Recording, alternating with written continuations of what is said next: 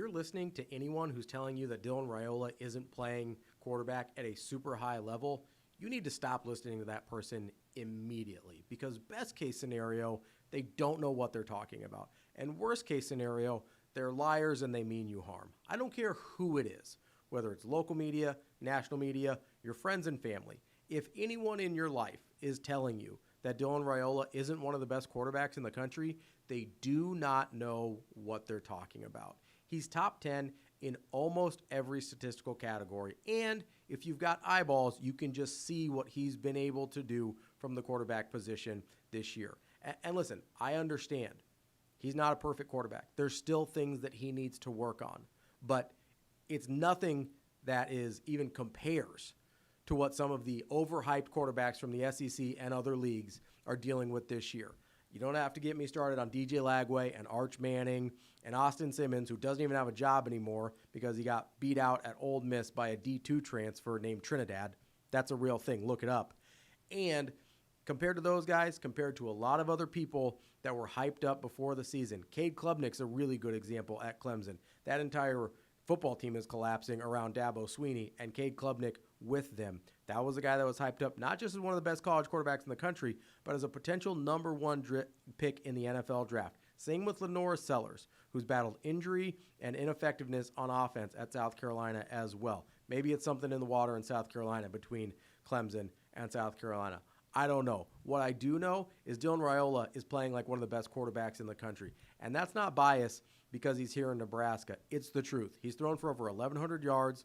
He's thrown for 11 touchdowns, 1 interception, and he's completing 75% of his passes. If you extrapolate that over the course of the season, he's on pace for over 3,300 yards, 33 touchdowns, and 3 interceptions. Now, I don't think it's going to end up being exactly those numbers, but he's playing at a super high level. And the game against Michigan is a great example. Even though he was under duress most of the day, he was getting a ton of pressure. He got sacked 7 times. He still threw for over 300 yards, completed over 70% of his passes, had 3 touchdowns, and just 1 interception. And he did it in a variety of different ways. That's the crazy thing about this.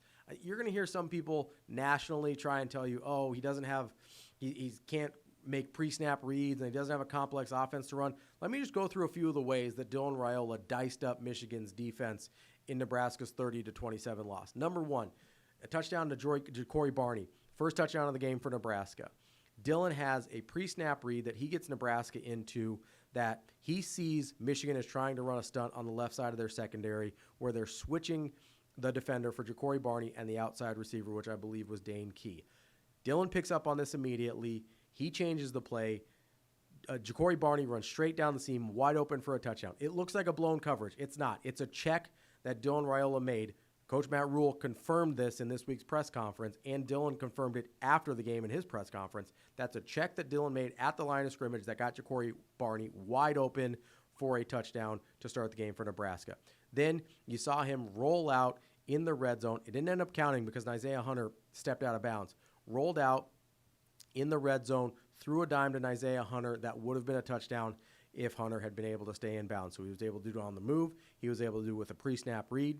He also had multiple plays in the RPO where he was able to hold the defense with his eyes and with the mesh concept as he was deciding what to do with the run-pass option and made the correct decision time and time and time again. That's not even to mention just traditional drop back, reading the defense and finding the right guy, which he does constantly. He's playing the position in every way imaginable, regardless of RPO, whether it's quick game, whether it's going deep down the seam, whatever it is. Oh, and let's toss in, he threw in a Hail Mary on a great ball that Ja'Cory Barney went up and got as well.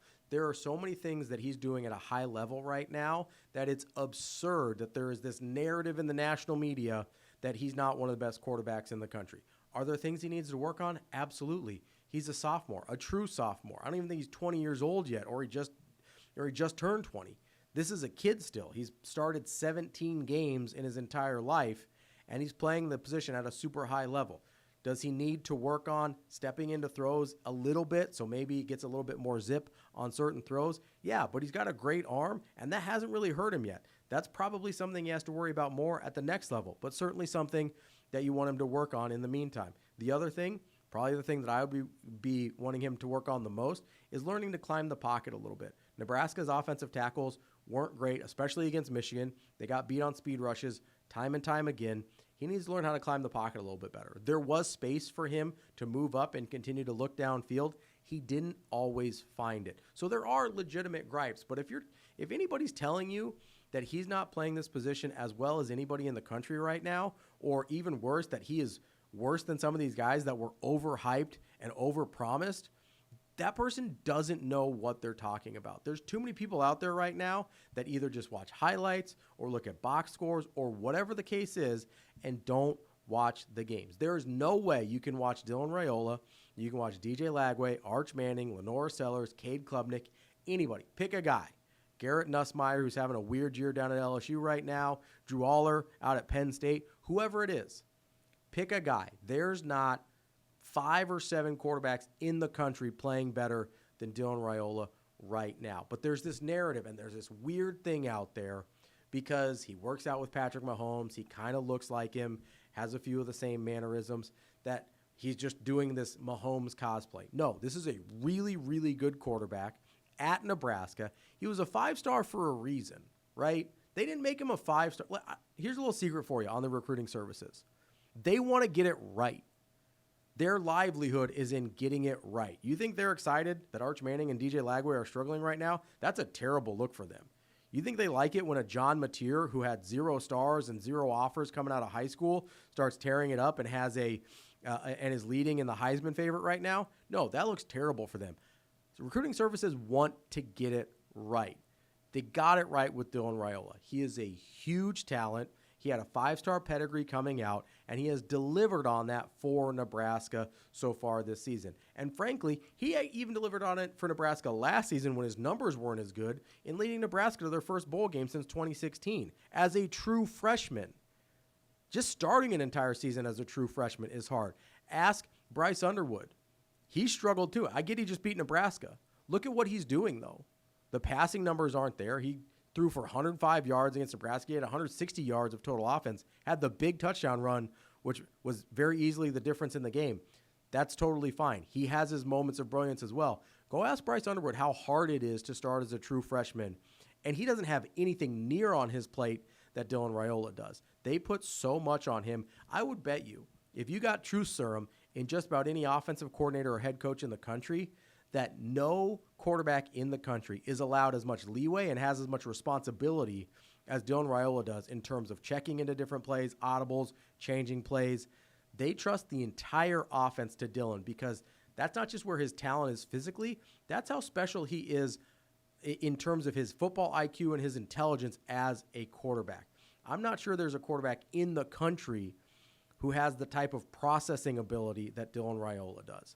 So if there's anybody that you're talking to, listening to, or anything else, get that person out of your life. They don't know what they're talking about. They don't know football. And especially the national media people that are running with these lazy narratives about who he is, about his relationship with Patrick Mahomes and whatever else, and are using that to discount who he is as a football player, knock it off.